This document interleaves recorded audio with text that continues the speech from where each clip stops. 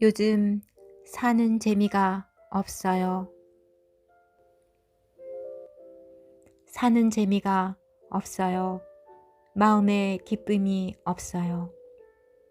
요즘 이렇게 말하는 분들이 많은데 아마 대부분이 비슷한 마음일 것이다. 외부 활동이 감소하면서 생겨난 현상이다. 방콕보다는 외부 활동을 늘려야 하는데 여행이나 식당이나 카페는 자주 갈 수도 없으니 등산이나 산책 같은 외부 활동을 늘려야 한다. 그런데 한편 하나님께서 이런 상황을 허락하신 이유는 먹고 마시는 안일한 삶을 그치고 자숙하면서 회개와 경건의 시간에 더 집중해야 한다는 메시지로 받아들일 수도 있다. 성경의 인물 중에 재미있게 사는 것과 가장 멀었던 사람이 세례 요한이다. 그는 10살이 되기 전에 고아가 되었을 것인데 일찍부터 광야에서 살았고 먹거리는 메뚜기와 야생 꿀이었다. 어쩌다 한번 가는 광야가 아니라 거의 30년을 광야에서 살면 무슨 재미가 있겠는가. 그럼에도 예수님은 세례 요한을 여자가 낳은 자 중에 가장 큰 사람이라 말씀하셨다. 모든 인류를 통치하시는 만왕의 왕이신 예수님께서 그렇게 말씀하셨으니 누구도 이의를 제기할 수 없다. 어쩌면 땅과 하늘은 반비례의 삶이 적용된다. 세례 요한은 성경의 인물 중에 출생하기 전에 이름이 알려진 6명 중에 한 사람이다. 그들은 이삭, 이스마엘, 솔로몬, 요시야, 세례 요한, 예수님이다. 하나님께서는 우리에게 성경 66권의 책을 주셨다. 여러 시대의 다양한 사람들에게 다양한 방식으로 메시지를 주셨다. 그러나 현대인들은 책을 잘 읽지 않는다. 대신 유튜브나 TV 같은 영상에 익숙해져 있다. 이런 영상들은 영성에도 영향을 주어 생각이 세속화된다.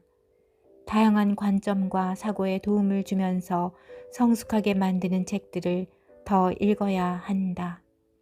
성경의 다양한 인물 중에 세례 요한의 메시지는 자주 인용되지 않거나 설교하지 않는다. 주의 오실 길을 예비한 사람으로만 기억한다. 그러나 그가 전한 중요한 메시지들이 있다. 첫째, 물 세례의 창시자.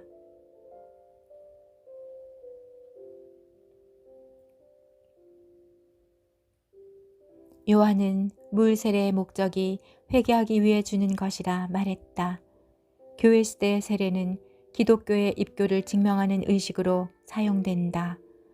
신자의 삶에서 물 세례는 단 한 번의 의식만 참여하지만 주님께서는 세족식을 거행하면서 발을 씻는 것처럼 매일 회개의 필요성을 일러주셨다. 회개는 단회적인 것이 아니다. 세족식이 물 세례를 상징한다면 성찬식은 회개하는 영혼에게 보혈로 죄가시키는 것을 상징한다. 마음의 문설주에 핏부림이 없는 자는 교만하고 그 안에 악취가 가득하다. 그러므로 세례는 매일 행해져야 한다. 두 번째, 회개에 합당한 열매. 요한이 많은 바리새인과 사두개인들이 세례 베푸는 대로 오는 것을 보고 이르되 독사의 자식들아, 누가 너희를 가르쳐 임박한 진노를 피하라 하더냐. 그러므로 회개에 합당한 열매를 맺어라. Fruits fruit in keeping with repentance. 그들은 신분이 노출될 것이 두려워 은밀하게 개인적으로 온 것처럼 보인다. 하지만 그들의 화려한 복장이나 거만한 태도에서 쉽게 구별할 수 있었을 것이다. 진정한 회개는 마땅히 그 열매를 맺어야만 한다. 뱀의 가죽에 물을 좀 묻힌다고 달라지는 것은 없다. 회개와 행위 사이에는 불가분의 유기적 관계가 있다. 메즈라 헬라어 포이사테는 produce, bear, make, do, accomplish의 의미를 가지고 있다. 이 단어는 히브리어의 아서의 헬라어 표현으로 일과 노력에 의한 산물을 나타낸다. 행위의 열매는 부단히 이를 수행해 나갈 때 비로소 맺혀진다. 그렇지 않다면 잎사귀만 무성한 신앙 고백이 되고 만다. 세 번째, 알곡과 쭉정이.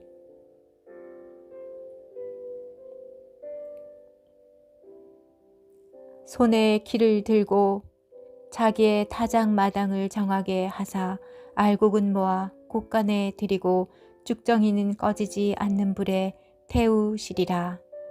이 말씀은 세 종류를 표시하는데 소유권, 공간성, 차별성을 발생시킨다. 알곡과 쭉정이는 타작마당에서 추수할 때 쭉정이는 바람에 날려가 알곡과 분리된다. 타작마당은 궁극적으로 최후의 심판을 의미하지만 7년 환란을 상징하기도 한다. 추수를 해본 사람은 알겠지만 엄청난 찌꺼기와 지푸라기가 발생한다. 자기의 타작마당을 깨끗이 하신다는 것은 알곡과 쭉정이를 분리한다는 묘사다. 알곡은 자기의 알곡으로 기록하였는데 소유권을 나타낸다. 반면 쭉정이는 꺼지지 않는 불에 태워지는데 공간성을 의미한다. 쭉정이는 왜 생기는 것일까? 알곡을 기대하고 씨를 뿌렸는데 쭉정이가 많아도 너무 많다. 쭉정이도 나달의 겉모습은 있지만 속이 비어있는 상태다.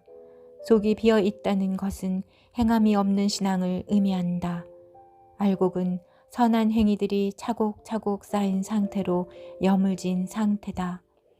이것도 있어야 하되 저것도 버리지 않아야 한다. 사람은 내면과 육체로 지어진 것처럼 사람은 마음과 행위로 그 존재를 증명한다. 주님은 행함이 없는 신앙을 모래 위에 집을 짓는 것으로 말씀하셨다. 바울은 금, 은, 보석으로 공력을 세운 사람이 있고 나무, 풀, 지프로 세운 공력이 있어서 불로 시험할 것이라 기록했다.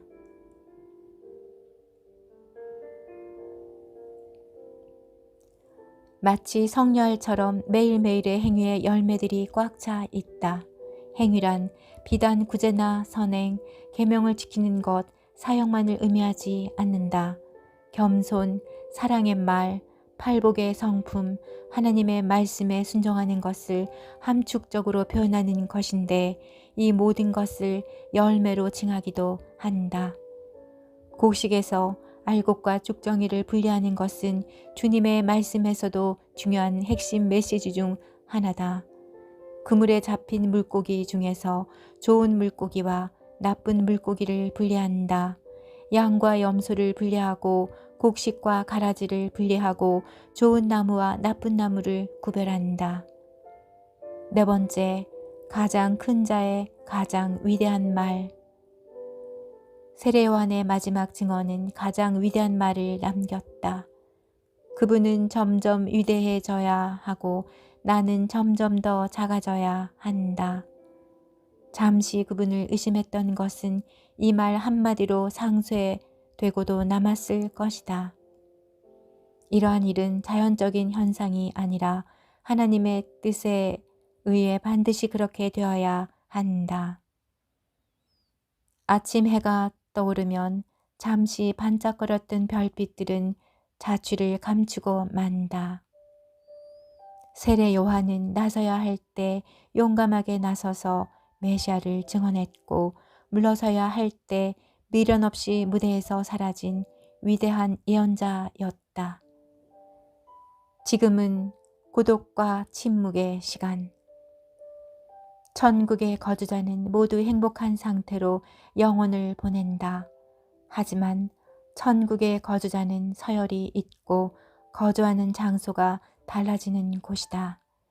예를 들어 천국의 거주자가 약 100억 명이라 할 때 1위부터 100억 번째의 서열이 있다는 의미다. 이 서열은 그들의 받은 면류관의 차이부터 천국의 자택이나 사는 장소가 다를 것인데 엄격한 보상이 따라온다.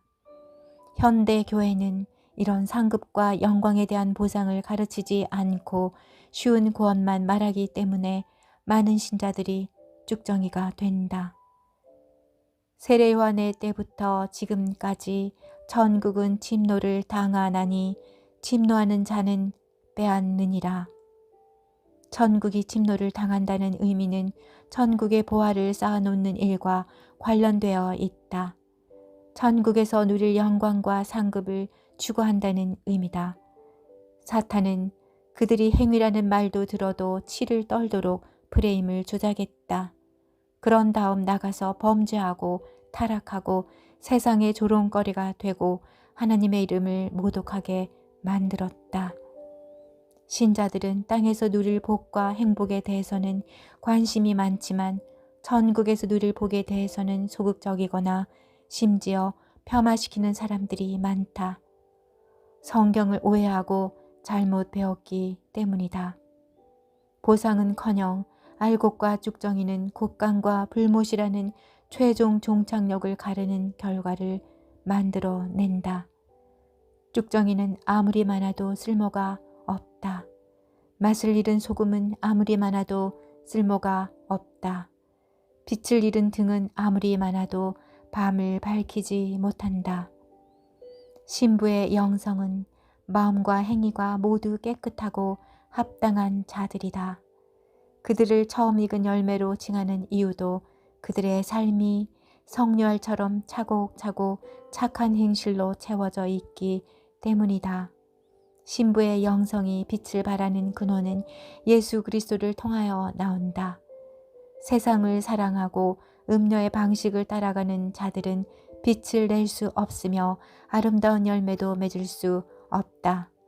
만약 신자들이 하나님께서 살아계신다는 분명한 믿음이 있다면 하나님의 말씀에 순종하는 자세가 달라졌을 것이고 더 많은 열매를 맺었을 것이다. 그들의 삶에 열매가 없는 것은 결국 믿음이 없는 것이다. 하나님에 대한 믿음에 따라 말씀에 순종하는 수준이 달라진다. 그러므로 순종하는 삶과 열매는 구원에도 영향을 미치는 결과를 가져온다. 인내의 시간에는 스스로를 잘 지키고 가진 것을 굳게 잡아서 아무에게도 빼앗기지 않게 해야 한다. 지금 상황이 인내의 시간이라면 이 자체를 고독과 침묵의 시간으로 즐기자는 의미다. 안일하게 사는 사람들을 위해 억지로라도 정지시켜서 온갖 불순물을 빼내는 중이다.